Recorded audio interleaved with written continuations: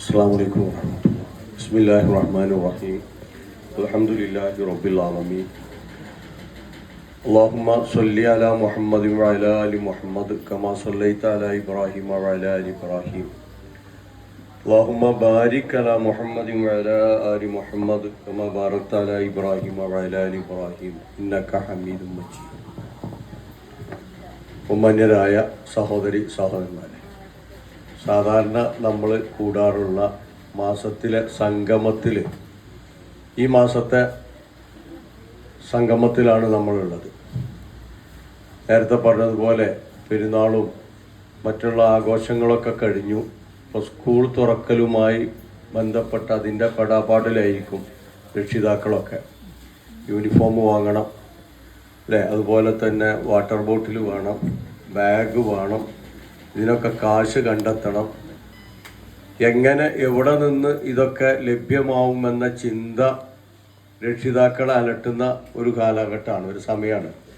പ്രത്യേകിച്ചും ഉപ്പ മരണപ്പെട്ടു പോയിട്ടുള്ള ആളുകളുടെ അവസ്ഥ, അങ്ങനെയുള്ള ഉമ്മമാരുടെ അവസ്ഥ അവരിങ്ങനെ ആലോചിക്കുന്നുണ്ടാവും. നേരത്തെയൊക്കെ ഉപ്പനോട് പറഞ്ഞാൽ മതിയായിരുന്നു, ഇപ്പൊ കുട്ടികളെ ഉപ്പല്ല, അച്ഛനില്ല, ഇനി ആരോട് പറയുമെന്ന വ്യതണ്ടായിരിക്കും. എന്തായാലും അതൊക്കെ നമ്മളുടെ പടച്ചവനുമായിട്ടുള്ള സമീപനത്തിനനുസരിച്ച് അതിലൊക്കെ ഒരു പരിഹാരം ഉണ്ടാവും. എങ്ങനെ ഇതൊക്കെ കഴിഞ്ഞു പോവുക എന്ന് നമ്മൾ ആദ്യം ആലോചിക്കും. പക്ഷെ പിന്നീട് അതങ്ങനെ തട്ടിമുട്ടിയൊക്കെ കഴിഞ്ഞു പോയിട്ടുണ്ടാകും. ആരൊക്കെ സഹായിച്ചിട്ടോ അല്ലാതെയൊക്കെ എങ്ങനെ അത് കഴിഞ്ഞത് എന്നുള്ളത് നമുക്കറിയില്ല. അപ്പം അവിടെയാണ് നമ്മൾ പടച്ചവനെ കുറിച്ചുള്ള കൃത്യമായിട്ടുള്ള ധാരണ നമുക്കുണ്ടാവേണ്ടത്. പടച്ചവൻ അല്ലേ, ഈ പ്രപഞ്ചത്തെ മുഴുവൻ പടച്ചു പരിപാലിക്കുന്നവൻ, അവനാണല്ലോ പടച്ചവൻ എന്ന് പറയാം. അറബിയിൽ അതിന് റബ്ബ് എന്നാണ് പറയാം. ഭാഷ ഒന്ന് അറബിയാണ്, മറ്റത് മലയാളമാണ് എന്ന് വ്യത്യാസമുള്ളൂ. പടച്ചവനൊക്കെ ഒരു ശക്തിയാണ്. അല്ലെങ്കിൽ അള്ളാഹു എന്ന് പറയും അറബിയിൽ. മലയാളത്തിൽ സാധാരണ പറയാറുള്ളത് ദൈവം എന്നാണ്, അല്ലെങ്കിൽ ഭഗവാൻ എന്ന് പറയും, പരമേശ്വരൻ എന്ന് പറയും. തമിഴിലേക്ക് വന്നാൽ പെരിയോൻ എന്ന് പറയും. ഇതൊക്കെ ഒരു ശക്തിയാണ്. ആ ശക്തിയാണ് നമ്മളെയും നമ്മളുടെ മുൻഗാമികളെയും അതുപോലെ തന്നെ ഈ ആകാശങ്ങളെയും ഭൂമിയെയും ഒക്കെ സൃഷ്ടിച്ചു പരിപാലിക്കുന്നവനാണ് അവൻ. അപ്പൊ ആ ശക്തി നമ്മളോടൊപ്പമുണ്ടോ, നമ്മൾ കുടുങ്ങൂല. അതാണ് നമ്മൾ തിരിച്ചറിയേണ്ട ഏറ്റവും പ്രധാനപ്പെട്ട ഒരു കാര്യം. ഈ പ്രപഞ്ചത്തെ സൃഷ്ടിച്ചു പരിപാലിക്കുന്ന സൃഷ്ടാവ് നമ്മളോടൊപ്പമുണ്ടോ, നമ്മൾ കുടുങ്ങൂല. അവൻ നമ്മളെ കൈവിട്ടാൽ എന്ത് ചെയ്യും, കുടുങ്ങും, യാതൊരു സംശയമില്ല. അപ്പം നമ്മൾ ചെയ്യേണ്ടത് ആ പടച്ചവനെ കൃത്യമായി മനസ്സിലാക്കിയിട്ട് ആ പടച്ചവനോട് അടുക്കണം. ആ പടച്ചവന് ഇഷ്ടമുള്ള നന്മകൾ പ്രവർത്തിച്ച് ആ പടച്ചവനിലേക്ക് അടുക്കാനുള്ള ശ്രമം നടത്തണം. എന്നിട്ട് നമ്മളുടെ എല്ലാ കാര്യങ്ങളും ആ പടച്ചവനോട് പറയണം. ഉമ്മാനോട് പറയാൻ പറ്റാത്തത്, ഉപ്പനോട് പറയാൻ പറ്റാത്തത്, ഭാര്യയോട് പറയാൻ പറ്റാത്തത്, ഭർത്താവിനോട് പറയാൻ പറ്റാത്തത് ഒക്കെ നമ്മൾക്ക് ഇരുന്ന് വളരെ രഹസ്യമായി പടച്ചവനോട് എന്ത് ചെയ്യാം, പറയാവുന്നതാണ്. വളരെ രഹസ്യമായി ആരും അറിയാൻ പറ്റാത്ത കാര്യങ്ങൾ പോലും, സങ്കടങ്ങൾ പോലും ആ റബ്ബിനോട്, പടച്ചവനോട് പറയാൻ സാധിക്കും. പക്ഷെ അതിനെന്ത് വേണം, ആ പടച്ചവന്റെ കഴിവെത്ര, ശക്തി എത്ര എന്ന് നമ്മൾ എന്ത് ചെയ്യണം, മനസ്സിലാക്കിയിരിക്കണം. അപ്പൊ അങ്ങനെ ആ പടച്ചവനെ, റബ്ബിനെ നമ്മൾ അറിഞ്ഞിട്ടുണ്ടോ, മനസ്സിലാക്കിയിട്ടുണ്ടോ? ഫഅലം അന്നഹു ലാ ഇലാഹ ഇല്ലല്ലാഹ് എന്നൊരു വചനമുണ്ട് ഖുർആനില്. ഖുർആൻ എന്ന് പറയുമ്പോൾ പിന്നെ എൻ്റെ ഇതര മതത്തിൽപ്പെട്ട സഹോദരന്മാരും സഹോദരിമാരും തെറ്റിദ്ധരിക്കരുത്, അത് മുസ്ലിങ്ങൾക്കുള്ളൊരു ഗ്രന്ഥമാണ്. വിശുദ്ധ ഖുർആൻ എന്ന് പറഞ്ഞാൽ അത് അറബിയിലാണ്. പക്ഷെ ആ ഖുർആൻ എന്നത് മുസ്ലിങ്ങൾക്ക് മാത്രമുള്ള ഗ്രന്ഥമല്ല, മറിച്ച് മനുഷ്യർക്ക് മുഴുവൻ ഉള്ള ഗ്രന്ഥമാണത്.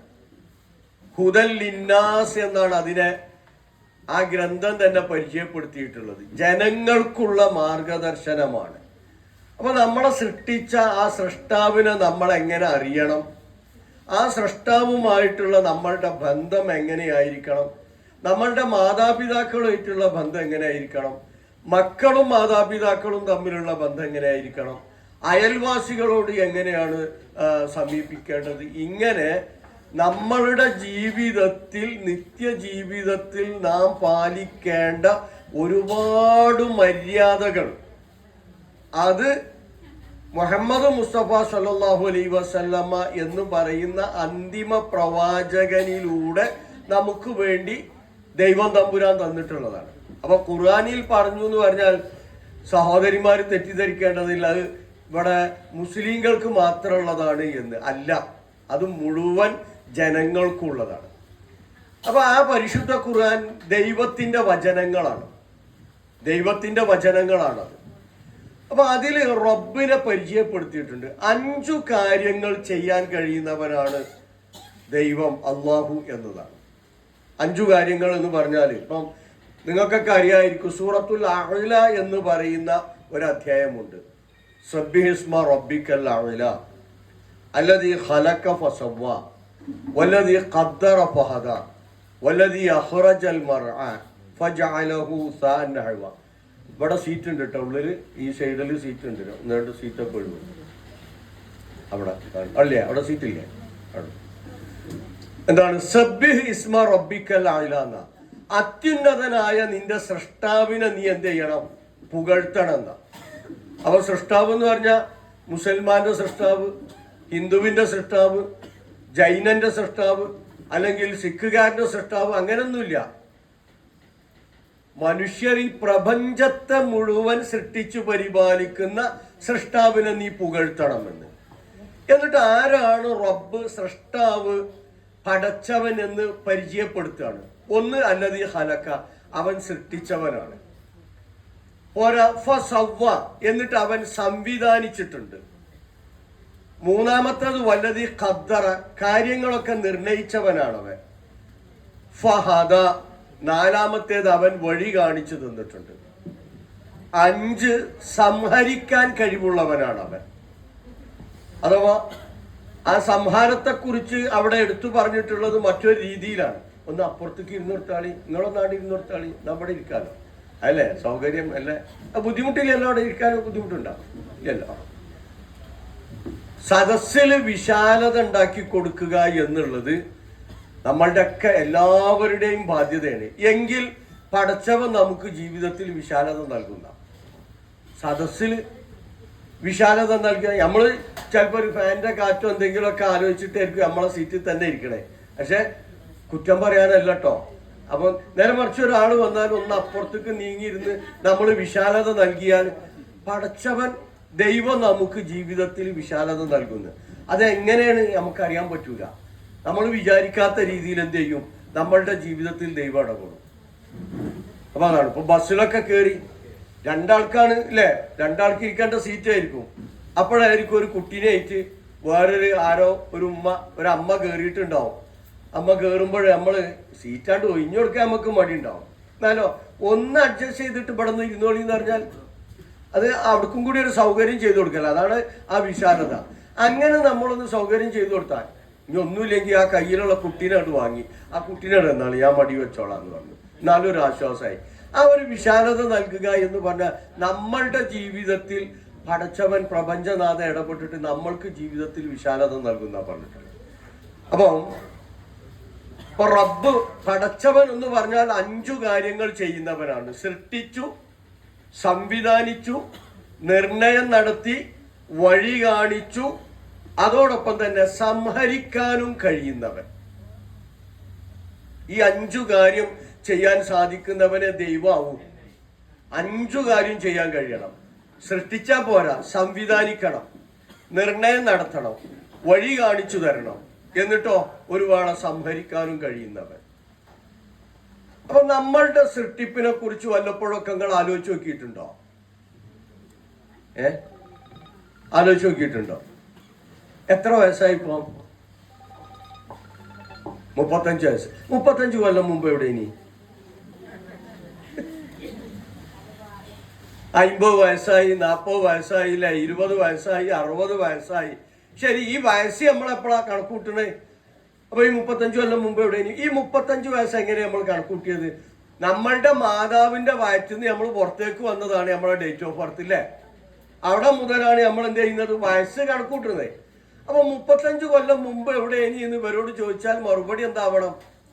നമ്മളെ ഉമ്മന്റെ വയറ്റിലായിരുന്നു അല്ലെ? എല്ലാവരും അങ്ങനെ തന്നെ അല്ലേ? അങ്ങനെ തന്നെയാണ്, എല്ലാവരും അങ്ങനെ തന്നെയാണ്. നമ്മൾ ജനിക്കുന്നതിന്റെ മുമ്പ് നമ്മളെ ഉമ്മന്റെ വയറ്റിലേനി. ശരി, ഞാൻ അടുത്ത ചോദ്യം ചോദിക്കട്ടെ. ഉമ്മന്റെ വയറ്റിലെത്തുന്നതിന്റെ മുമ്പ് നമ്മൾ എവിടെയായിരുന്നു?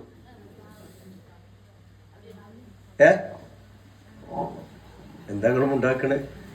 നമ്മളുടെ ഉമ്മയുടെ വയറ്റിലെത്തുന്നതിന്റെ മുമ്പ് എവിടെയായിരുന്നു എന്ന് ചോദിച്ചാൽ അതിന് മറുപടി ഉണ്ട്. നമ്മളുടെ അമ്മയുടെ ശരീരത്തിലെ അണ്ടവും നമ്മളുടെ അച്ഛന്റെ ശരീരത്തിലെ ബീജവും ആയിരുന്നു നമ്മള്. നമ്മളുടെ അമ്മയുടെ ഉമ്മയുടെ ശരീരത്തിൽ വയറ്റിൽ നമ്മൾ എത്തുന്നതിന്റെ മുമ്പ് ഉമ്മയുടെ ശരീരത്തിലുള്ള അണ്ടുണ്ട്, അതുപോലെ തന്നെ ഉപ്പയുടെ ശരീരത്തിലുണ്ടായിരുന്ന ബീജമുണ്ട്. ഇതായിരുന്നു നമ്മൾ. അഥവാ ബീജവും അണ്ടവും ചേർന്നിട്ടാണ് ഭ്രൂണമായി മാറിയത്. ശരി, അടുത്ത ചോദ്യം. ഉപ്പയുടെ ശരീരത്തിലെ ബീജവും ഉമ്മയുടെ ശരീരത്തിലെ അണ്ടവും ആവുന്നതിന്റെ മുമ്പ് എവിടെയായിരുന്നു? എവിടെയായിരുന്നു? എവിടെയായിരുന്നു? ഇപ്പൊ നമ്മൾ പ്രായം ചെന്ന ഒരാളെ നമ്മളെ വല്യമ്മനെ നമ്മൾ കൊണ്ടുപോയി ഹോസ്പിറ്റലിലാക്കി, അല്ലെങ്കിൽ വല്യപ്പനെ കൊണ്ടുപോയിട്ട് ഹോസ്പിറ്റലിലാക്കി. നമ്മൾ ഇന്ന് ഡോക്ടർമാര് എന്താണ് വല്യച്ഛൻ എന്താണ് അല്ലെങ്കിൽ വല്യപ്പക്ക് എന്താണെന്ന് വെച്ചാൽ ഇന്ന് സാധാരണ പറയുന്ന ഒരു രോഗം ഉണ്ടല്ലോ, എന്താ പറയാ? എന്തിൻ്റെ ഒരു കുറവ് പറയും. എന്തിന്റെ കുറവ് പറയാല്? സോഡിയത്തിന്റെ കുറവാണ് എന്നില്ലേ? ഈ സോഡിയം എവിടുന്ന് കിട്ടണതാ? വിളർച്ച ബാധിച്ചു, അനീമിയ, രക്തക്കുറവുണ്ടായി. ഡോക്ടർ എഴുതി തരുന്ന മരുന്ന് ഏതാ? അയൺ ഗുളിക അല്ലെ? ഇരുമ്പ്. എല്ലിനോ പല്ലിനോ ഒക്കെ കേടുപറ്റി വൈദ്യര് നിർദ്ദേശിക്കുന്ന മരുന്ന് ഏതാണ്? ഡോക്ടർ കാൽസ്യം അല്ലെ? അപ്പോ ഇരുമ്പുണ്ട് നമ്മളെ ശരീരത്തിൽ, കാൽസ്യം ഉണ്ട്, സോഡിയം ഉണ്ട്, ഫോസ്ഫറസ് ഉണ്ട്, മഗ്നീഷ്യം ഉണ്ട്, അങ്ങനെ ഒരുപാട് സാധനങ്ങളുണ്ട്. ഇത് കൂടിച്ചേർന്നതാണ് നമ്മൾ.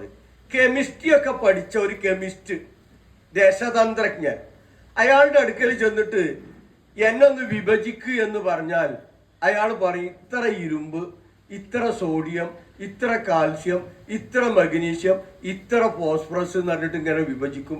ഏകദേശം കെമിക്കൽ വിൽക്കുന്ന കടയിൽ ചെന്നാൽ 1000 രൂപക്ക് വാങ്ങാൻ കിട്ടുന്ന സാധനം ഇനി നമ്മൾ ഇന്നത്തെ വില അനുസരിച്ച്. അഥവാ മണ്ണിന്റെ സത്തയായിരുന്നു നമ്മൾ. ഈ മണ്ണിലടങ്ങിയ, ഇവിടെ ഒരു സീറ്റ് ഉണ്ട്, അവിടെ ഒരു സീറ്റ് കണ്ട്, ഈ മണ്ണിലടങ്ങിയിട്ടുള്ള ധാതുലവണങ്ങളായിരുന്നു നമ്മൾ. അപ്പൊ ആരാ നമ്മളെങ്ങനെ ആക്കിയത്? ഖുർആൻ എടുത്തു പറഞ്ഞിട്ടുണ്ട്. വിശ്വാസികൾ എന്ന് പറയുന്ന ഒരു അധ്യായം ഉണ്ടോ ഖുർആനില്? ഞാൻ പറഞ്ഞു, ഖുർആൻ എന്ന് പറയുമ്പോൾ നിങ്ങൾ തെറ്റിദ്ധരിക്കേണ്ട, അത് മനുഷ്യ സമൂഹത്തിന് അഖിലുള്ളതാണ്. മനുഷ്യ സമൂഹത്തിന്. അവിടെ വിശ്വാസികൾ എന്ന അധ്യായത്തിൽ 13 മുതലുള്ള വചനങ്ങളിൽ കാണാം, വലക്കതു ഹലക്കിനൽ ഇൻസാന മിൻ സുലാലത്തിൻ മിൻ തീൻ, മനുഷ്യനെ നാം മണ്ണിന്റെ സത്തയിൽ നിന്നാണ് സൃഷ്ടിച്ചിട്ടുള്ളത്. സുമ്മ ജഅൽനാഹു നുത്ഫത്തൻ ഫീ ഖറാരിൻ മക്കീൻ, പിന്നീട് നാം അവനെ ഭദ്രമായ ഒരു സ്ഥലത്ത് ബീജമായി സൂക്ഷിച്ചു. സുമ്മ ഹലക്കിനൻ നുത്ഫത അലഖത്തൻ, പിന്നീട് ആ ബീജത്തെ നാം ഭ്രൂണമാക്കി. സുമ്മ ഹലക്കിനൽ അലഖത മുളഅത്തൻ, ഭ്രൂണത്തെ മാംസമാക്കി. പിന്നെ സുമ്മ ഹലക്കിനൽ മുളഅത ഇളാമൻ, മാംസത്തെ എല്ലാക്കി. എന്നിട്ട് എല്ലിനെ മാംസം കൊണ്ട് പൊതിഞ്ഞു. എന്നിട്ട് അവനെ മറ്റൊരു സൃഷ്ടിയായി നാം വളർത്തിക്കൊണ്ടുവന്നു. സുമ്മ അൻശഇനാഹു ഖൽഖൻ ആഖർ, മറ്റൊരു സൃഷ്ടിയായി നാം അവനെ വളർത്തിക്കൊണ്ടുവന്നു. അപ്പൊ മണ്ണിന്റെ സത്തയായിരുന്നു. മുരിങ്ങയിലയിൽ എന്താ കിട്ടിയ നമുക്ക്? എന്തിന്റെ സത്തുള്ളത്? ഇരുമ്പ് ധാരാളം അടങ്ങിയിട്ടുണ്ട് മുരിങ്ങയിലയില്. എന്നാൽ കുറെ മുരിങ്ങയില, ഒരു ലോഡ് മുരിങ്ങയില കൊണ്ടുപോയിട്ട് കൊല്ലന്റെ അടുക്കൽ കൊണ്ടുപോയി കാണ്ട് ഒരു കത്തി ഉണ്ടാക്കി കൊണ്ടറിഞ്ഞാല് മുരിങ്ങന്റെ ഇല ഉപയോഗിച്ച് കത്തി ഉണ്ടാക്കാൻ പറ്റുമോ? പറ്റൂലല്ലേ. പക്ഷെ മുരിങ്ങയിലയിൽ ഇരുമ്പുണ്ട്. നമ്മളെ കൈപ്പങ്ങ എന്ന് പറയുന്നൊക്കെ നാട്ടിൽ ഇവിടെ അത് തന്നെയല്ല പറയാ. അപ്പൊ അതിലും ഉണ്ട് ഒരുപാട് ഇരുമ്പ് സത്ത്. അപ്പൊ നോക്ക്, ഈ ഭൂമിയിൽ നിന്ന് ഉൽപ്പാദിപ്പിക്കപ്പെടുന്ന വിഭവങ്ങളാണ് നമ്മൾ തിന്നിട്ടുള്ളത്, കഴിച്ചിട്ടുള്ളത്. മാത്രമല്ല, നമ്മൾ കഴിക്കുന്ന മാംസം, ആ മാംസം കഴിക്കുന്ന ജീവജാലങ്ങൾ വരെ ആരുടെ മാംസമാണോ നമ്മൾ കഴിക്കുന്നത്, ആ ജീവജാലങ്ങളും ഈ ഭൂമിയിൽ നിന്ന് ഉൽപ്പാദിപ്പിക്കപ്പെട്ടല്ലേ. ഏറ്റവും നല്ല വെജിറ്റേറിയൻ ആരാ? പോത്താണ് അല്ലേ. വെജിറ്റേറിയൻ അല്ലാതെ മൂപ്പരെന്ത് ചെയ്യാറില്ല, കഴിക്കാറില്ല. അപ്പൊ ആലോചിച്ച് നോക്ക്, അതാണ് നമ്മൾ കഴിക്കുന്നത്. അപ്പൊ ഭൂമിയുമായി ബന്ധപ്പെട്ടതല്ലാത്തൊരു ഭക്ഷണവും നമ്മൾ കഴിച്ചിട്ടില്ല. ആ ഭക്ഷണത്തിലൂടെ നമ്മളുടെ പിതാവിന്റെ ശരീരത്തിൽ ബീജം രൂപപ്പെടുന്നു, മാതാവിന്റെ ശരീരത്തിൽ അണ്ഡം രൂപപ്പെടുന്നു. അങ്ങനെ മാതാപിതാക്കൾ വിവാഹിതരായി അവരിലൂടെ എന്ത് ചെയ്യുന്നു, പിതാവിന്റെ ബീജവും മാതാവിന്റെ അണ്ഡവും കൂടി ചേർന്ന് എന്തായി, ഭ്രൂണമായി. ഭ്രൂണത്തെ മാംസമാക്കി, മാംസത്തെ എല്ലാക്കി, എല്ലിനെ മാംസം കൊണ്ട് പൊതിഞ്ഞു. എന്നിട്ട് മറ്റൊരു സൃഷ്ടിയായി നമ്മൾ എന്ത് ചെയ്തു, വളർത്തിക്കൊണ്ടുവന്നു. ആലോചിച്ച് നോക്കുക. അങ്ങനെയുള്ളൊരു സൃഷ്ടാവിനെ കുറിച്ച് വല്ലപ്പോഴും ആലോചിച്ച് നോക്കിയിട്ടുണ്ട് നമ്മൾ നമ്മളുടെ പായരും കഷ്ടപ്പാടും ഒക്കെ ഇങ്ങനെ പറയില്ലേ. പക്ഷെ ഈ പറയുന്ന ആളുടെ ശക്തി മനസ്സിലാക്കിയാലല്ലേ നമുക്ക് സമാധാനം ഉണ്ടാവുള്ളൂ അല്ലെ. ഇപ്പൊ ഒരു നല്ലൊരു പൈസക്കാരുണ്ട്, പക്ഷെ അയാൾ അറ്റ കൈക്ക് ഉപ്പ് വെക്കൂല, 6 പിശുക്കനാണ്. അയാളുടെ അടുക്കൽ ചെന്നിട്ട് നമുക്ക് ആവശ്യമുള്ളൊരു 5000 റുപ്യാണ് ആചാര എന്ന് പറഞ്ഞിട്ട് ചോദിച്ചിന്. പക്ഷെ അയാൾക്ക് പൈസ 6 പിശുക്കനാണ്. നമ്മളെ മനസ്സെന്താ പറയാ, തരൂല എന്നല്ല പറയാ. ചോദിച്ചു നോക്കല്ലേ, കിട്ടുമോ കിട്ടൂല, കിട്ടുകയാണെങ്കിൽ കിട്ടട്ടെ. നേരെ മറിച്ച് വേറൊരാളുണ്ട്, അയാൾ നല്ല മനുഷ്യനാണ്, ഉണ്ടെങ്കിൽ എന്ത് ചെയ്യും, അയാൾ തരും. പിശുക്കില്ല, ഉണ്ടെങ്കിൽ അയാൾ തരും. അപ്പൊ അയാളെടുത്ത് ചെന്ന് ചോദിക്കുന്നതും മറ്റേ ആളെടുത്ത് ചെന്ന് ചോദിക്കുന്നതും തമ്മിൽ സമാധാനം ഏതാ ഉണ്ടാവുക? ആ ഉണ്ടെങ്കിൽ തരുന്ന ആളാ. ഞാൻ നോക്കട്ടോ എന്ന് അയാൾ പറഞ്ഞിട്ടുണ്ടെങ്കിൽ നമുക്ക് സമാധാനമായി. കാരണം എന്താ, അയാൾ വല്ലതും ഉണ്ടെങ്കിൽ തരുന്ന ആളാണ്. അയാൾ വെറുതെ കൈയോടെ മടക്കി വെക്കൂല, പിശുക്കനല്ല.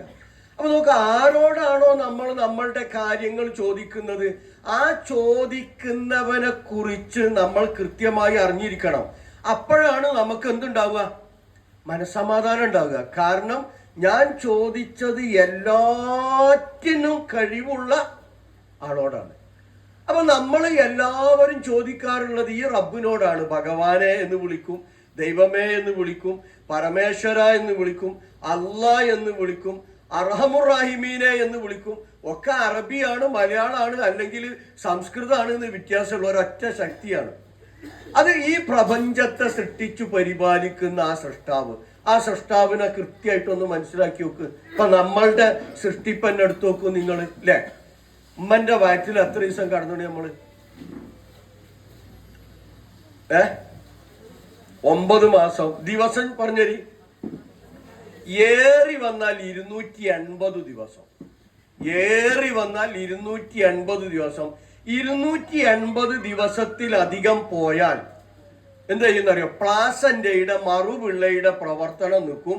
പിന്നെ വയറ്റിലുള്ള കുട്ടിക്ക് ജീവവായു കിട്ടൂല, അതിനു വേണ്ട ഭക്ഷണങ്ങളോ മറ്റൊന്നും കിട്ടൂല. അതോടുകൂടി ആ കുട്ടി മരിക്കും. ഏറി വന്നാൽ 280 ദിവസം. അതിൽ കുറയാം, അത് 260 ആവാം, അങ്ങനെ കീഴ്പോട്ടൊക്കെ വരാം. അപ്പൊ ഈ 280 ദിവസം കൊണ്ടാണ് നല്ല സുന്ദരനായ സുന്ദരിയായിട്ടുള്ള നമ്മളിങ്ങനെ ഈ ഭൂമുഖത്തേക്ക് വന്നത്. അതിനെപ്പറ്റി വല്ലതും ആലോചിച്ച് നോക്കിയിട്ടുണ്ടോ നിങ്ങൾ? ആ സൃഷ്ടിപ്പിനെ കുറിച്ച്. മണ്ണിന്റെ സത്യമായിരുന്നു. നേരത്തെ പറഞ്ഞല്ലോ, കുറെ ഇരുമ്പ്, ഫോസ്ഫറസ്, കാൽസ്യം, മഗ്നീഷ്യം ഇതൊക്കെ ആയിരുന്നു നമ്മള്. പിന്നെ പിതാവിന്റെ ശരീരത്തിലെ ബീജമായി. ആ ബീജം തന്നെ, ബീജത്തിന് തലണ്ട്, കഴുത്തുണ്ട്, ഉടലുണ്ട്, വാലുണ്ട്. ഒരു ബീജത്തിന് ഇങ്ങനെയുള്ള കോടിക്കണക്കിന് ബീജം ഉണ്ടാവും 5 ml ശുക്ലത്തിൽ നിന്നാണ്. 5 ml ശുക്ലം. 5 ml പറഞ്ഞാൽ നമ്മൾ കുട്ടികൾക്ക് മരുന്ന് കൊടുക്കാൻ വേണ്ടി ആ സിറപ്പിന്റെ പുറത്തൊരടപ്പ് വരലില്ലേ, അതിമേലുണ്ടാവും 2.5, 0.5 എന്നൊക്കെ പറഞ്ഞിട്ട്. ആ 0.5 അത്രയും സമനിൽ ശുക്ലത്തില് 2 കോടി മുതൽ 40 കോടി വരെ ബീജഗണങ്ങൾ ഉണ്ടാവുന്നതാണ് ആധുനിക എംബ്രിയോളജി, ഭ്രൂണശാസ്ത്രം നമ്മളെ പഠിപ്പിക്കുന്നത്. അപ്പൊ ആ 2 കോടിയും കൂടിയാണ് കുട്ടികളാകുകയാണെങ്കിലോ സംഗതി ബുദ്ധിമുട്ടാവില്ലേ? അപ്പൊ അതിൽ നിന്ന്, ആ കോടികളിൽ നിന്ന് ആരാ നമ്മളെ തെരഞ്ഞെടുത്തത്? അത് തന്നെ, ആ ബീജത്തിന്റെ തല മാത്രമാണ് നമ്മളുടെ മാതാവിന്റെ അണ്ഡവുമായി ചേർന്നത്. കഴുത്ത്, ഉടല്, വാല് മുറിഞ്ഞു പോയിട്ടുണ്ട്. കാണാൻ പോലും കഴിയില്ല, നമുക്ക് കണ്ണോണ്ട് നോക്കിയാൽ കാണാൻ പോലും കഴിയില്ല ഒരു ബീജത്തെ.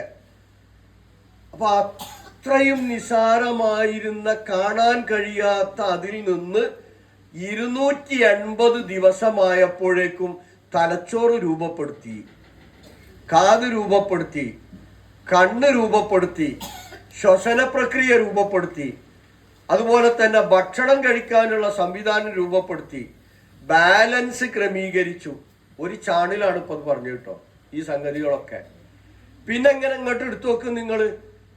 ഹൃദയം രൂപപ്പെടുത്തി, കരള് രൂപപ്പെടുത്തി, ആമാശയം രൂപപ്പെടുത്തി, അങ്ങനെ ഓരോന്ന്.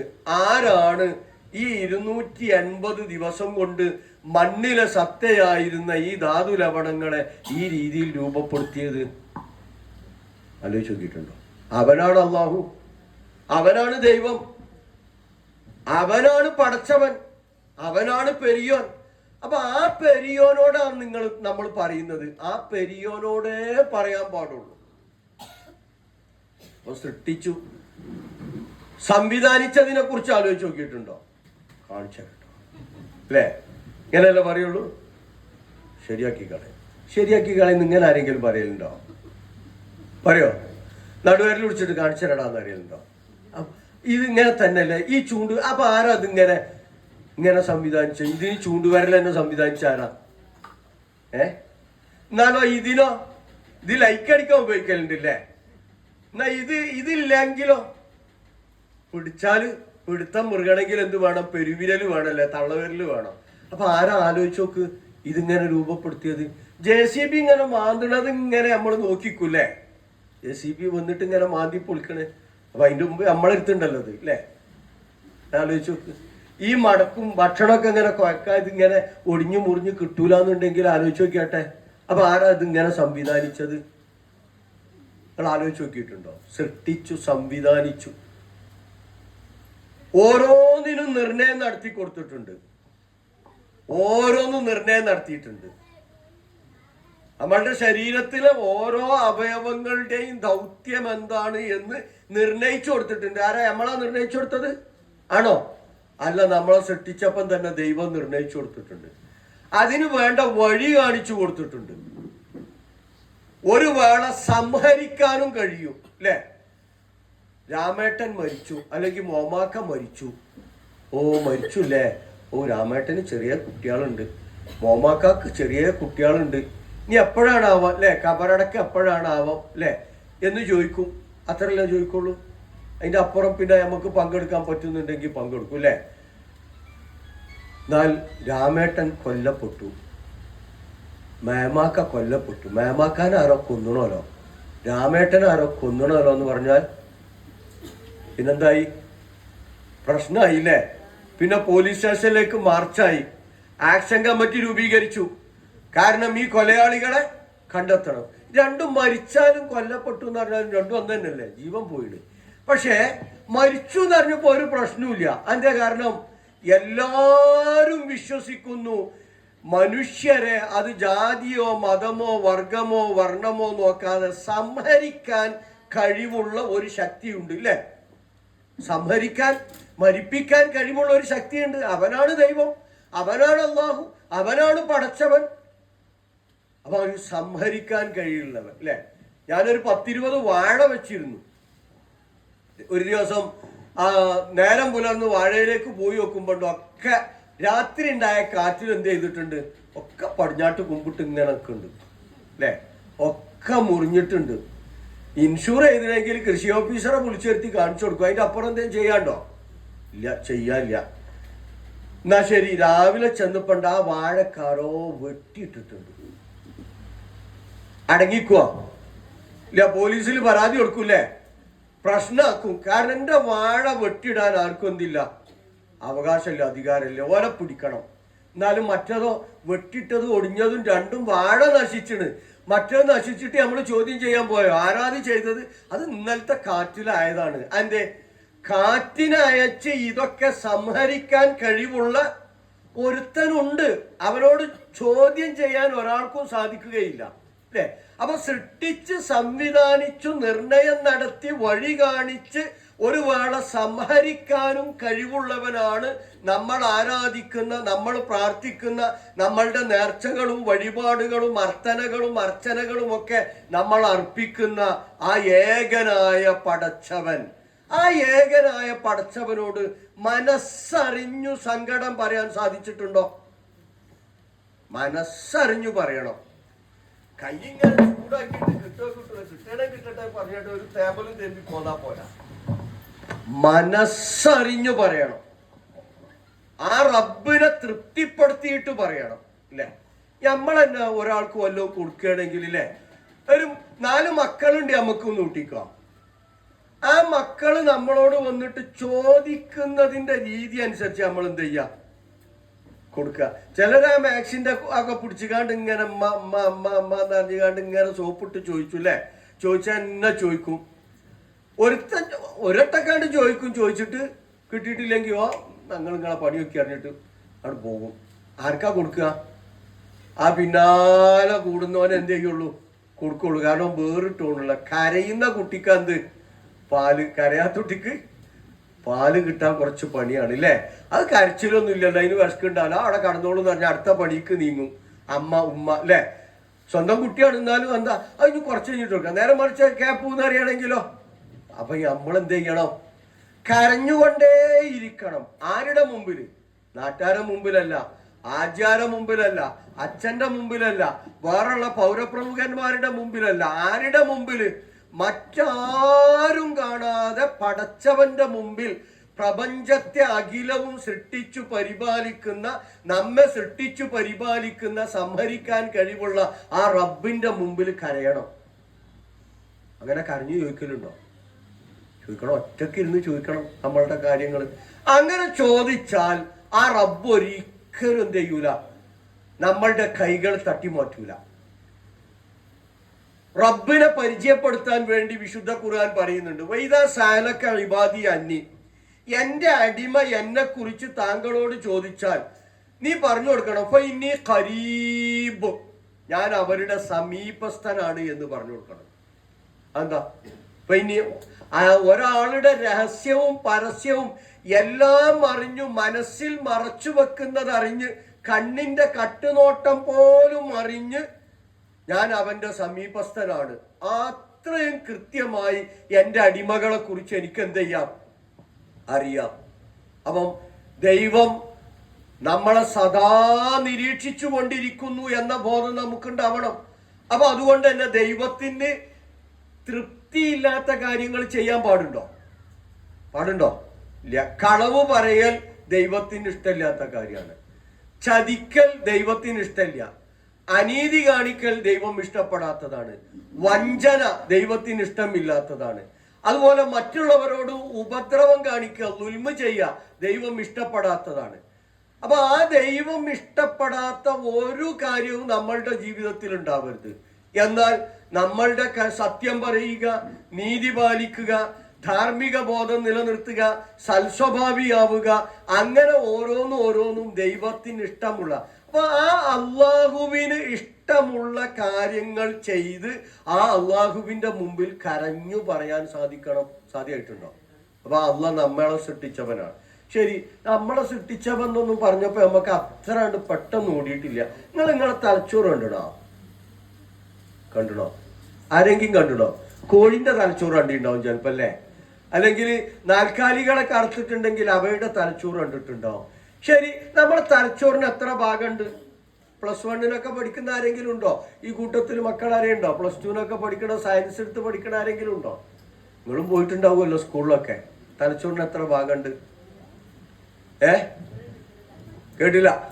സ്കൂളിൽ പോയില്ല? ഞായറാഴ്ച പോയത്? സ്കൂളിൽ ഞായറാഴ്ച പോയാൽ പറ്റില്ല. 7 ഭാഗമുണ്ട് ഇതാ തലച്ചോറിന്. 7 ഭാഗം. മെഡുലുണ്ട്, അതുപോലത്തെ മെഡുല ബ്ലങ്കേറ്റ, പിന്നെ സെറിബ്രണ്ട്, സെറിബല്ലുണ്ട്. അപ്പൊ നിങ്ങൾ പഠിച്ചിട്ട് പോൺസ് ഉണ്ട്, തലാമസ് ഉണ്ട്, ഹൈപ്പോ തലാമസ് ഉണ്ട്, മിഡിൽ ബ്രെയിൻ ഉണ്ട്. ഇങ്ങനെ 7 ഭാഗമുണ്ട്. ഈ ഓരോ ഭാഗത്തിനും ഓരോ ധർമ്മമാണ്. അപ്പൊ തലാമസിന് സ്ട്രോക്ക് വന്നാൽ ഓർമ്മ ശക്തിയൊക്കെ പോകും, സ്വന്തം മാതാപിതാക്കളെ പോലും മറന്നു പോകും. രാത്രിയാണോ പകലാണോ എന്ന് പറയാൻ പറ്റൂല. കാരണം തലാമസിനാണ് സ്ട്രോക്ക് വന്നത്. മെഡുല്ലയിൽ സ്ട്രോക്ക് വന്നാൽ എല്ലാം പോകും. ഉമിനീരിറക്കാൻ വരെ കഴിയില്ല. മെഡുല്ലയിലാണ് സ്ട്രോക്ക് വന്നത് എങ്കിൽ. സ്ട്രോക്ക് വന്ന് ചികിത്സിച്ച് ആരെങ്കിലുമൊക്കെ കണ്ടിട്ടുണ്ടോ? വെന്റിലേറ്ററിലൊക്കെ വെച്ച ആളുകളുടെ കഥയൊക്കെ കേട്ടില്ലേ? എത്ര റുപ്യാണ് വെന്റിലേറ്ററിലൊക്കെ വെക്കാന്? എൻ്റെ ഒരു സുഹൃത്തുണ്ടായിനി, 46 വയസ്സുള്ളതിന്. ക്രെയിൻ ഓപ്പറേറ്റർ ആയിരുന്നു, വലിയ ക്രെയിൻ ഓപ്പറേറ്റർ ആയിരുന്നു. ആള് കൊല്ലം ഭാഗത്തായിരുന്നു ജോലി ചെയ്തിരുന്നത്. അങ്ങനെ ഒരു ദിവസം ക്രെയിൻ ഓപ്പറേഷൻ നടത്തുന്നതിനിടയിൽ ഇദ്ദേഹത്തിന് സ്ട്രോക്ക് വന്നു. ആ തെക്കൻ ഭാഗത്തുള്ള ഒരു ഹോസ്പിറ്റലിൽ കൊണ്ടുപോയി. 4 ദിവസത്തേക്ക് 6 ലക്ഷം റുപ്യായി. അവിടെ നിന്ന് പിന്നെ നേരെ മെഡിക്കൽ കോളേജ് കോഴിക്കോടിലേക്ക് കൊണ്ട് ആംബുലൻസിന്റെയും മറ്റു കുറച്ച് ചികിത്സയായിട്ട് 1 ലക്ഷം റുപ്യ അങ്ങനെയായി. 5 ദിവസം കഴിഞ്ഞപ്പോഴയാൾ മരിച്ചു. 46 വയസ്സേ ഉള്ളൂ. ആ 5 ദിവസം അദ്ദേഹത്തിന് ഒരു കടബാധ്യത ഉണ്ടായിരുന്നില്ല. വളരെ സൂക്ഷിച്ച് ജീവിച്ചിരുന്ന ആളാണ്. കടബാധ്യത വരാതെ നോക്കിയിരുന്ന ആളാണ്. പക്ഷെ 5 ദിവസം ഹോസ്പിറ്റലിൽ കടന്ന് അയാൾ മരിക്കുമ്പോൾ 7 ലക്ഷം കടക്കാരനായ അയാൾ. അതെ, തലച്ചോറിൽ സ്ട്രോക്ക് വന്ന് അതിന് ചികിത്സിച്ച് വെന്റിലേറ്ററിൽ വെച്ചിന്റെ ചാർജാണ്. അപ്പൊ തലച്ചോറിന്റെ വില എത്ര വില? 7 ലക്ഷം. 5 ദിവസത്തിനാണ് 7 ലക്ഷം. ഒന്ന് ഗുണിച്ചു നോക്കിയാട്ടെ. 100 ദിവസം അങ്ങനെ വെന്റിലേറ്ററിൽ കിടന്ന എത്ര റുപ്യ ആയിട്ടുണ്ടാവും? വേണ്ട, ഞാൻ ചോദിക്കട്ടെ, ഒരു കൊല്ലത്തിന് എത്ര ദിവസം ഉണ്ട്? 365 കാലുണ്ട്. കാല് നമ്മൾ കൂടിയ തൽക്കാലം. ഓരോ കൊല്ലത്തിലും 5 ദിവസം വെന്റിലേറ്ററിലാവും നമ്മൾ സ്ട്രോക്ക് വന്നിട്ട്. ഒരു 7 ലക്ഷം റുപ്യ ആശുപത്രിയിൽ അടക്കേണ്ടി വരും. അങ്ങനെയാണെങ്കിൽ 10 കൊല്ലം ജീവിക്കാൻ തലച്ചോറ് മെയിൻ്റെനൻസ് ചെയ്യാത്ത റുപ്യ കൊടുക്കേണ്ടി വരും. 10 × 7 അല്ലേ? 70 ലക്ഷമായി. ഒരു 20 കൊല്ലം ജീവിക്കണമെങ്കിൽ 140 ലക്ഷമായി. ഇപ്പൊ ഈ ആയ വയസ്സിനിടയിൽ തലച്ചോറിന് കുഴപ്പമൊന്നും ഉണ്ടായിട്ടില്ലല്ലോ, ഇല്ല അല്ലേ? അൽഹംദുലില്ലാ, അള്ളാഹുവിനെ ദൈവത്തെ സ്തുതിക്കണം. എന്റെ തലച്ചോറിന് ഒരു കുഴപ്പം പറ്റിയിട്ടില്ല. അപ്പൊ ഈ തലച്ചോറിന്റെ വില എത്ര? ഇരിക്കണമെന്നുണ്ടെങ്കിൽ ഇവിടെ സീറ്റ്. അപ്പൊ നിങ്ങൾ ആലോചിച്ച് നോക്കിയിട്ടുണ്ടോ തലച്ചോറിന്റെ വില എത്ര? അപ്പൊ ആരാണ് 10-60 കൊല്ലായി, 50 കൊല്ലായി, 40 കൊല്ലായി നമ്മളുടെ തലച്ചോറിന് ഒരു കേടും പറ്റാതെ സംരക്ഷിച്ചവൻ ആരാണ്? അള്ളാഹു, പടച്ചവൻ അല്ലെ, പ്രപഞ്ചനാഥൻ, ദൈവം. ശരി, ആ ദൈവത്തെ അങ്ങനെ മനസ്സിലാക്കിയണോ? അപ്പൊ ആലോചിക്കണ്ടേ, ദൈവത്തിന് ഇഷ്ടമില്ലാത്തത് ചെയ്യുമ്പോ ആലോചിക്കണ്ടേ, വേണമെന്നുണ്ടെങ്കിൽ എന്റെ തലച്ചോറ് കേടുവരുത്താൻ ആർക്ക് പറ്റും? എന്നെ സൃഷ്ടിച്ച പടച്ചവന് സാധിക്കും എന്ന് ആലോചിച്ച് നോക്കൂ. പിന്നെ ആ ദൈവത്തിന്, പടച്ചവന് ഇഷ്ടമില്ലാത്തത്, അള്ളാഹിന് ഇഷ്ടമില്ലാത്തത് നമ്മൾ ചെയ്യൂല അല്ലേ? അങ്ങനെ ഓരോന്ന് എടുത്തു നോക്കിയാട്ടെ. ഈ തലച്ചോറ് എത്ര കൊല്ലം കൊണ്ടാ വളരുന്നത് നിങ്ങൾക്ക് അറിയോ? അറിയില്ലല്ലേ? പ്രസവത്തെ കുറിച്ച് പറഞ്ഞിട്ടുണ്ട് നേരത്തെ പറഞ്ഞ ഖുർആനില്. ഡെലിവറിയെ കുറിച്ച് നിങ്ങളൊക്കെ മിക്ക ആളുകളും അമ്മമാരാണല്ലോ അല്ലേ? ഡെലിവറി, നമ്മളൊക്കെ പ്രസവിച്ച് വീണപ്പോ നമ്മളെ ശരീരത്തിൽ എത്ര എല്ലുണ്ടായിനി എന്ന് പറയാൻ പറ്റുമോ നിങ്ങൾക്ക്? ഇപ്പോഴെത്ര എല്ലുണ്ട് നമ്മളെ ശരീരത്തില് പ്രായപൂർത്തിയായപ്പോൾ?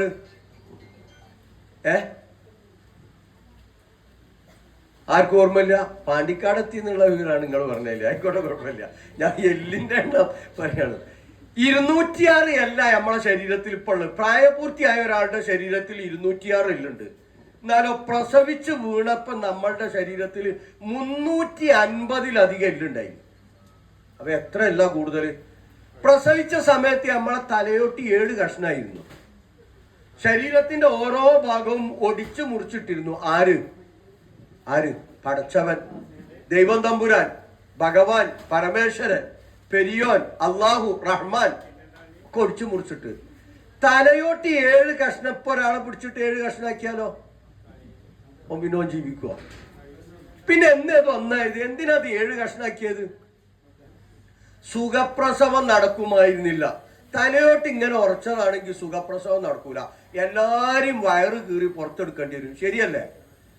പിന്നെ ആരാ ഈ തലയോട്ടി? കുളിപ്പിക്കുന്ന ആളൊന്ന് ഒഴിഞ്ഞ് റെഡിയാക്കിയതാണല്ലേ? കുളിപ്പിച്ചപ്പോ ഒന്ന് ഒഴിഞ്ഞ് ആ എണ്ണയൊക്കെ തേച്ചു ഈ രീതിയിലേക്ക് വന്നതാണ്. അപ്പൊ ആലോചിച്ച് നോക്കിയാട്ടോ നിങ്ങൾ, ആരാത് 3 കൊല്ലം കഴിഞ്ഞപ്പോഴാണ് നമ്മളെ തലയോട്ടി ഒരു എല്ലായത്. കാരണം 3 കൊല്ലം വരെ തലച്ചോറ് വളരും. ഇവിടെ ഒരു സിംഗിൾ ഡാൻസ് ഉണ്ടാവലുണ്ട്. എന്താ നിങ്ങൾ പറയല്? എന്താ പറയല്? എന്റെ നാട്ടിലൊക്കെ പതപ്പ് എന്നാ പറയല്. ഇവിടെ അത് തന്നെ അല്ലേ? ഈ സിംഗിൾ ഡാൻസ് ഇവിടെ ഇങ്ങനെ ഒരു തുള്ളല് 3 കൊല്ലം കഴിഞ്ഞാലേ ഇത് നിൽക്കുള്ളൂ. 3 കൊല്ലം കഴിഞ്ഞിട്ടും ഇത് നിന്നിട്ടില്ലെങ്കിൽ അപകടമാണ്, ഒരു രോഗത്തിന്റെ ലക്ഷണമാണ്. അപ്പൊ 3 കൊല്ലം കൊണ്ടാണ് നമ്മളെ തലയോട്ടി എന്ത് ചെയ്യുക, ഒന്നാവുക. കാരണം 3 വർഷം വരെ നമ്മളെ തലച്ചോറ് വളർന്നിട്ടുണ്ട്. അപ്പൊ ആ പടച്ചോനൊന്ന് ഓർത്തി വെക്കട്ടെ. ഞാൻ എൻ്റെ എൻ്റെ കൂടെ ജോലി ചെയ്തിരുന്ന അധ്യാപകന്റെ അളിയന് സ്ട്രോക്ക് വന്നിട്ടുണ്ട്. അപ്പൊ ഞാൻ അയാളൊന്ന് കാണാൻ വേണ്ടി വീട്ടിൽ ചെന്നു. വീട്ടിൽ ചെന്ന് അയാളിങ്ങനെ കിടക്കുകയാണ്. അയാൾ 4 വയസ്സായ ഒരു കുട്ടിയുണ്ട്. ആ 4 വയസ്സായ കുട്ടി ഇങ്ങനെ പിന്നെ ഉപ്പനെങ്ങനെ ചുറ്റിപ്പറ്റി ഇങ്ങനെ ഇടങ്ങേറാക്കുന്നുണ്ട്. അപ്പൊ ഞാൻ വെറുതെ ഒന്ന് ഇങ്ങനെ സമാധാനിപ്പിക്കാൻ വേണ്ടി മൂപ്പനെ തലയിലൊന്നും ഇങ്ങനെ ഒഴിഞ്ഞുകൊടുത്ത. അപ്പൊ തലയിൽ ഒഴിഞ്ഞുകൊടുത്തപ്പോ ഒരു ഭാഗം നല്ല സ്പോഞ്ച് പോലെ, അവിടെ എല്ലില്ല. അപ്പൊ ഞാൻ ചോദിച്ചു ഇതെന്താ ചോദിച്ചു. അപ്പൊ അയാള് എന്റെ കൈ പിടിച്ചിട്ട് വയറ്റിലേക്ക് കൊണ്ടുപോയി. അപ്പൊ വയറ് നല്ല കല്ലുപോലെ വയറ്. അപ്പൊ ഞാൻ അതെന്താ ചോദിച്ചു. അപ്പൊ അയാളുടെ ഭാര്യ വന്നിട്ട് പറഞ്ഞു, സ്ട്രോക്ക് വന്നിട്ട് തലച്ചോറിൽ നീർക്കെട്ട് വന്നു. അപ്പൊ മരുന്നുകൊണ്ട് പെട്ടെന്ന് ഒഴിവാകൂല. പക്ഷെ നീർക്കെട്ട് അവിടെ കുറെ നിലനിൽക്കുകയാണെങ്കിൽ തലച്ചോറിന് ഡാമേജ് ആവും, തലച്ചോറ് കേടുവരും. അപ്പൊ അയാളെ ബുദ്ധി പോകും, ചിലപ്പോൾ സംസാരശേഷി പോകും, അങ്ങനെ കാഴ്ച പോകും, പലതും പോകാൻ സാധ്യതയുണ്ട്. അപ്പൊ ആധുനിക ശാസ്ത്രം എന്ത് ചെയ്തു അറിയാം നിങ്ങൾ? തലയോട്ടി പകുതി കണ്ടെടുത്തു. തലയോട്ടി പകുതി എടുത്തുകൊണ്ട് ഫ്രിഡ്ജിൽ കൊണ്ടുപോയി വെക്കാൻ പറ്റുമോ? പറ്റൂല. അത് ശരീര ഊഷ്മാവിൽ സൂക്ഷിക്കണം. അപ്പൊ വയറ് കീറിയിട്ട് അയാളുടെ വയറ്റിൽ തന്നെ ആ തലയോട്ടി സൂക്ഷിച്ചു വെച്ചിട്ടുണ്ട്. ഇനി ഇത് നീർക്കെട്ടൊക്കെ പോയിട്ട് ഇവിടെ ഓപ്പറേഷൻ ചെയ്തിട്ട് ആ തലയോട്ടി എടുത്തിട്ട് വീണ്ടും ഇവിടെ തുന്നിച്ചേർക്കും. ആലോചിച്ചു കേട്ടെ, ഇത് കേടെന്നാ നന്നാക്കാൻ പറ്റാത്ത കോലത്തിലാണ് ദൈവം തന്നതെങ്കിലോ വലിച്ചെറിയ. നമ്മളെ ഡിസ്പോൺസിബിൾ ഇല്ലേ, ഗ്ലാസ്സിൽ ഉപയോഗിച്ചാൽ പിന്നെ പറ്റൂല, വലിച്ചെറിയണം. എന്നാ തലച്ചോറ് അങ്ങനെയാണോ? കേടെന്നാ നന്നാക്കാനും പറ്റും. അപ്പൊ ആരാ ഈ അനുഗ്രഹം നൽകിയത്? അവനാണ് ദൈവം, അവനാണ് അള്ളാഹു. ആ അള്ളാഹുവിനെ അറിയേണ്ട വിധത്തിൽ നിങ്ങൾ അറിഞ്ഞോ? ആ അള്ളാഹുവിനോട് പറയണം നിങ്ങളുടെ പ്രയാസങ്ങള്, നിങ്ങളുടെ ബുദ്ധിമുട്ടുകള്, നിങ്ങളുടെ കഷ്ടപ്പാടുകള്. ആ അള്ളാഹുവിന്, ആ പടച്ചവന് ഇഷ്ടമില്ലാത്ത ഒരു കാര്യം നിങ്ങളുടെ ജീവിതത്തിൽ ഉണ്ടാവാൻ പാടില്ല.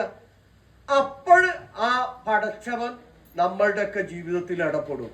നമ്മളുടെ പ്രയാസങ്ങൾ നീക്കിത്തരാൻ പല മാർഗങ്ങളും അള്ള കാണിച്ചു തരും.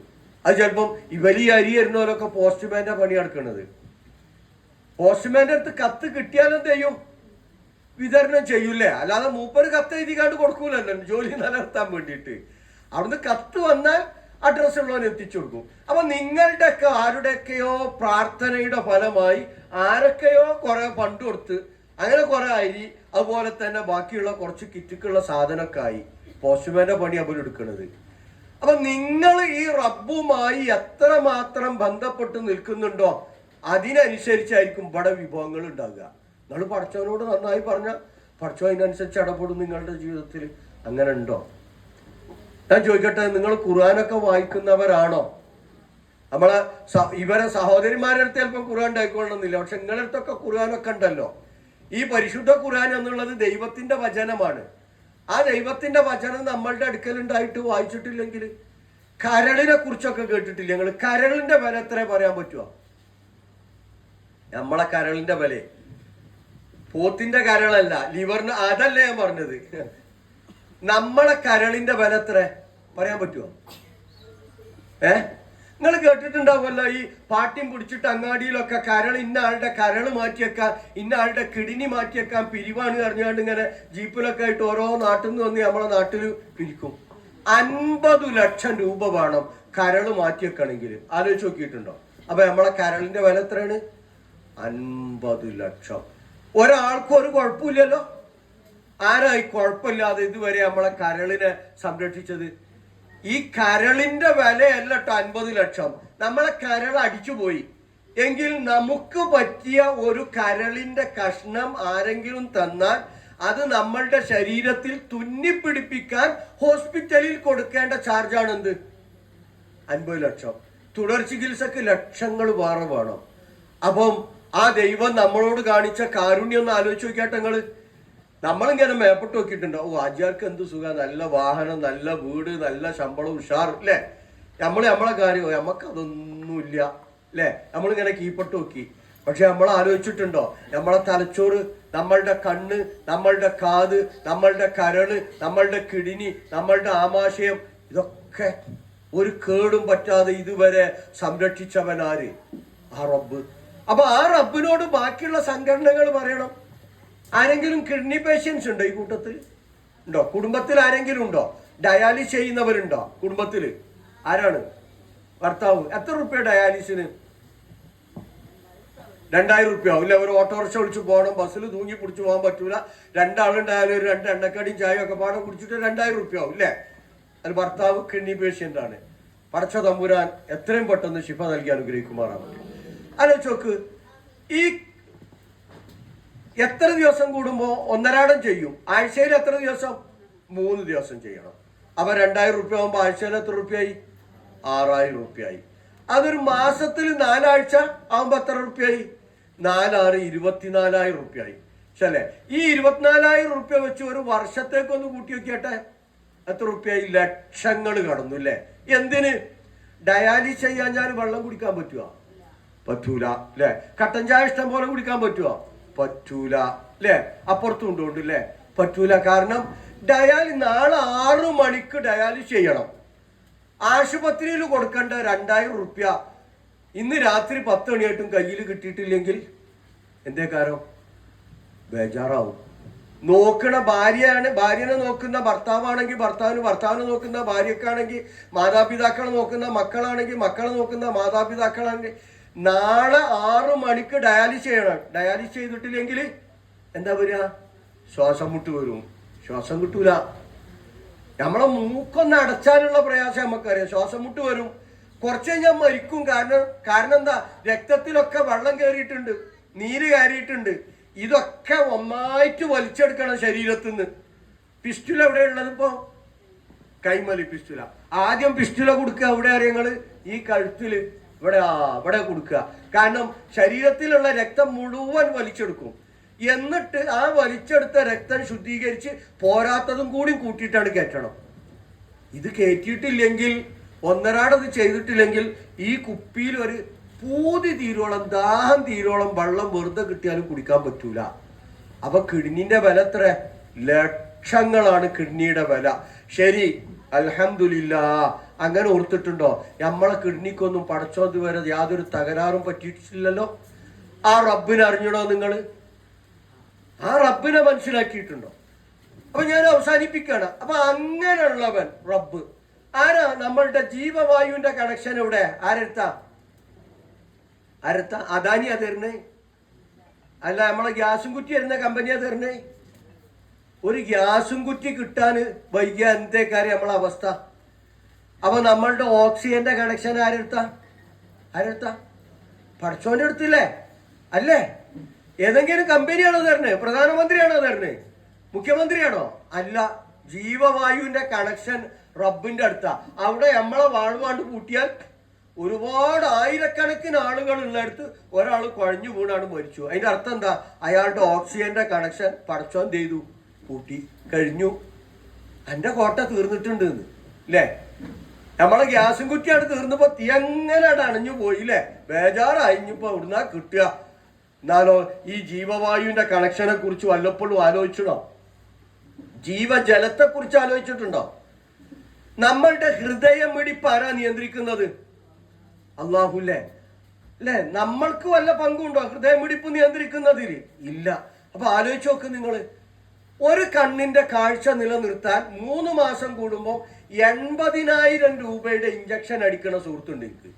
ഒരു കണ്ണിന്റെ കാഴ്ച, ഒരു കണ്ണ് പറ്റപ്പോയി. കാഴ്ച പോയത് അയാൾ അറിയുന്നത് എന്താ അറിയോ? ഈ കണ്ണടന്റെ പവർ നോക്കാൻ വേണ്ടി കണ്ണട ഷോപ്പ് കയറിയതാ. അപ്പൊ വലത്തെ കണ്ണിന്റെ പവർ നോക്കാൻ വേണ്ടി ഇടത്തെ കണ്ണിന് കറുത്ത ഗ്ലാസ് വെച്ചപ്പോ ഇയാൾക്ക് കണ്ണാങ്ങണില്ല. അപ്പോഴാണ് ഇയാൾ ചിന്തിക്കണ എന്റെ വലത്തെ കണ്ണ് പോയിന്. ഉടനെ കോയമ്പത്തൂര് പോയി പരിശോധിച്ചിട്ട് ഡോക്ടർമാർ പറഞ്ഞത് പോയ കണ്ണ് എന്തായാലും കിട്ടൂല. പക്ഷെ ഇടത് കണ്ണിനും വരും ഈ അസുഖം, ഞരമ്പ് വീക്കാവാണ്. അത് നിലനിർത്താൻ ഒരു 80,000 റുപ്യന്റെ ഇഞ്ചക്ഷൻ 3 മാസം കൂടുമ്പോൾ, അപ്പൊ കണ്ണിന്റെ വില ഒന്ന് കൂട്ടി വെക്കട്ടെ. അങ്ങനെ കൂട്ടിയാൽ ആധുനിക വൈദ്യശാസ്ത്ര എമ്മക്ക് വില നിശ്ചയിച്ചിട്ടുണ്ട് 18 കോടി രൂപ. അപ്പൊ പടച്ചവൻ പ്രപഞ്ച സൃഷ്ടാവ് നമ്മളുടെ ശരീരത്തിൽ 18 കോടി രൂപ നിക്ഷേപിച്ചിട്ടുണ്ട്. ഒരാള് നമ്മളെടുത്ത് നിന്നിട്ട് 18 കോടി രൂപ എൻ്റെ പേരിൽ ഞാൻ ബാങ്കിൽ ഇട്ടിട്ടോ എന്ന് പറഞ്ഞിട്ടേ അയാൾ കുറച്ചൊരു പുസ്തകം തന്നു, എന്നിട്ട് അതിൽ കുറെ നിയമങ്ങളും തന്നു. ആ നിയമം അനുസരിച്ച് ജീവിക്കണം എന്ന് പറഞ്ഞാൽ ജീവിക്കൂലേ? അതനുസരിച്ച് ജീവിക്കും. കാരണം ഇല്ലെങ്കിൽ ഈ കോടി അയാൾ എന്ത് ചെയ്യും? പിൻവലിക്കും. കോടികൾ ഇങ്ങനെ പിൻവലിച്ചാൽ തലച്ചോറിന്റെ തകരാറായി, കണ്ണിന് തകരാറായി, കാതിന് തകരാറായി, കരളിന് തകരാറായി, കിഡ്നിക്ക് തകരാറായി, ആമാശയം തകരാറായി. ആലോചിച്ച് നോക്ക് എന്തായിരിക്കും അവസ്ഥ. അപ്പൊ ഇതൊക്കെ നൽകുന്ന ഒരു പ്രപഞ്ചനാഥനുണ്ട്, പ്രപഞ്ച സൃഷ്ടാവ്. ഞാൻ അവസാനിപ്പിക്കുകയാണ്, നിർത്തുകയാണ്, 5 മിനിറ്റോട് നിർത്തും. ആലോചിച്ച് നോക്ക് നിങ്ങൾ. ഈ പ്രപഞ്ചം ആലോചിച്ച് നോക്കിയാട്ടെ. നമ്മളിങ്ങനെ ഇരിക്കണ ഈ ഭൂമി ഉണ്ടല്ലോ, നമ്മളെ വീടൊക്കെ നിൽക്കുന്ന ഭൂമി, അത് കറങ്ങുന്നുണ്ടോ? സ്കൂളിൽ പഠിച്ചില്ലേ? എന്താ? സ്വയം അച്ചുതണ്ടിൽ എന്ത് ചെയ്യുന്നുണ്ട്? കറങ്ങുന്നുണ്ട്. എത്ര വേഗത ആലോചിച്ച് നോക്കിയില്ലേ? മണിക്കൂറിൽ 1600 കിലോമീറ്റർ വേഗതയിലായി ഭൂമി കറങ്ങണത് സ്വയം അച്ചുതണ്ടില്. മണിക്കൂറിൽ 1600 കിലോമീറ്റർ. ആ വേഗത എത്രയായിരിക്കും? 120 സ്പീഡിൽ പോണേ നമ്മളെ വണ്ടി ഒന്നാണ് സഡൻ ബ്രേക്ക് ഇട്ട് അങ്ങനെ ഉണ്ടാവും? വല്ലതും ബാക്കി ഉണ്ടാവില്ല. ശരി, മണിക്കൂറിൽ 1600 കിലോമീറ്റർ വേഗതയിൽ പോകുന്ന ഭൂമി ഒന്നാണ് സഡൻ നിന്നാൽ എന്തേക്കാരവസ്ഥ? പിന്നെന്തെങ്കിലും ഉണ്ടാവുക? ഇല്ല. സൂര്യനെ കുറിച്ച് ആലോചിച്ചിട്ടുണ്ടോ? ഊർജത്തിന്റെ കേന്ദ്രമാണ് സൂര്യൻ. ഖുർആൻ അത് പറഞ്ഞിട്ടുണ്ട്, അല്ലാഹു നൂറു സമാവാത്തി വല്ലാർന്ന്. ഈ സൂര്യനെ പടച്ചവൻ പ്രപഞ്ചനാഥൻ കവറിലാക്കും. ഇത് ശംസു കുവ്വിറത്ത് ഖുർആൻ പറഞ്ഞിട്ടുണ്ട്. അതോടുകൂടി പ്രപഞ്ചം ഒന്നടങ്കം തകരും. അപ്പൊ ആരാ ഈ പ്രപഞ്ചമൊക്കെ? അനന്തം, അജ്ഞാതം, അവർണ്ണനീയം, ഈ ലോകഗോളം തിരിയുന്ന മാർഗം, അതിലെങ്ങാണ്ടൊരിടത്തിരുന്ന് കാണുന്ന മർത്യൻ കഥയെന്തറിവൂ. അപ്പൊ നമ്മളൊന്നുമല്ല. നമ്മൾ ആരോട് കടപ്പെട്ടിട്ടുണ്ട്? നമ്മെ സൃഷ്ടിച്ച് നമുക്ക് വേണ്ടി ഈ പ്രപഞ്ചത്തെ മുഴുവൻ സൃഷ്ടിച്ചു പരിപാലിക്കുന്ന ആ അള്ളാഹുവിനോട്, ആ പ്രപഞ്ചനാഥനോട്, ആ സൃഷ്ടാവിനോട് നമ്മൾ കടപ്പെട്ടിട്ടുണ്ട്. അതുകൊണ്ട് സഹോദരന്മാരെ, സഹോദരിമാരെ, ആ പടച്ചവന്റെ കൽപ്പനക്ക് വിധേയമായി ജീവിക്കാൻ നമ്മൾ തയ്യാറാവണം. ആ പടച്ചവന്റെ കലാമാണ് പരിശുദ്ധ ഖുർആൻ. ജീവിതത്തിൽ നിത്യവും അത് വായിക്കണം, അത് പഠിക്കണം, അത് പകർത്തണം, മറ്റുള്ളവർക്ക് പകർന്നു കൊടുക്കണം. ആ പടച്ചവൻ ഇഷ്ടമില്ലാത്തതൊന്നും നമ്മളുടെ ജീവിതത്തിൽ ഉണ്ടാവാൻ പാടില്ല. ആ പടച്ചവൻ ഇഷ്ടപ്പെടുന്ന കാര്യങ്ങൾ നമ്മളുടെ കഴിവിനനുസരിച്ച് നമ്മൾ എന്ത് ചെയ്യണം. എന്നിട്ട് നമ്മളുടെ ഏതു പ്രയാസങ്ങളുണ്ടെങ്കിലും ആ പടച്ചവനോട് പറയണം. യൂനുസ് എന്ന് പറയുന്ന ഒരു പ്രവാചകൻ ഉണ്ടായി. കടലിന്റെ അടിത്തട്ടിൽ മത്സ്യത്തിന്റെ വയറ്റിൽ കുടുങ്ങി, അല്ലെ? മത്സ്യത്തിന്റെ വയറ്റിൽ കടലിന്റെ അടിത്തട്ടിൽ കുടുങ്ങി. ആ പ്രവാചകൻ റബ്ബിനോട്, സൃഷ്ടാവിനോട്, പ്രപഞ്ചനാഥനോട് പ്രാർത്ഥിച്ചു. അവിടുന്ന് രക്ഷപ്പെടുത്തി കൊണ്ടുപോകും. ആ പ്രപഞ്ചനാഥനാണ് നമ്മളുടെ ആശയം. നമ്മൾ അവനിൽ ഭരമേൽപ്പിക്കുക, എന്നിട്ട് ആ റബ്ബിലേക്ക് കൈ ഉയർത്തുക. എന്തു പ്രയാസവും ആ റബ്ബ് നീക്കിത്തരും. ആ റബ്ബ് നമ്മളുടെ ജീവിതത്തിൽ നിശ്ചയിച്ച ഒരു പ്രയാസത്തെ നീക്കിത്തരാൻ ആ പടച്ചവന് മാത്രമേ കഴിയൂ.